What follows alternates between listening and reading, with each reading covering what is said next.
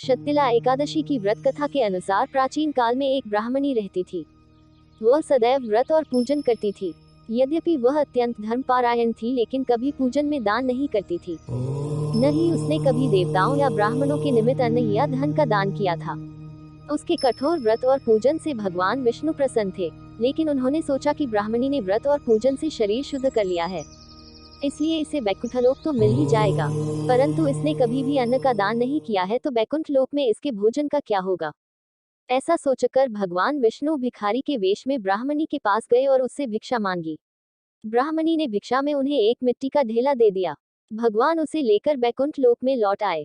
कुछ समय बाद ब्राह्मणी भी मृत्यु के बाद शरीर त्याग कर बैकुंठ लोक में आ गई। मिट्टी का दान करने के कारण बैकुंठ लोक में महल मिला, लेकिन उसके घर में अन्नादि कुछ नहीं था।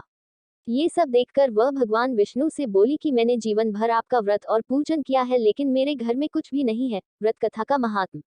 भगवान ने उसकी समस्या सुनकर कहा कि तुम बैकुंठ लोक की देवियों से मिलकर शत्तिला एकादशी व्रत और दान का महात्म सुनो। उसका पालन करो, तुम्हारी सारी भूल गलतियां माफ होंगी और मनोकामनाएं पूरी होंगी। ब्राह्मणी में देवियों से शत्तिला एकादशी का महात्म सुना और इस बार व्रत करने के साथ तिल का दान किया।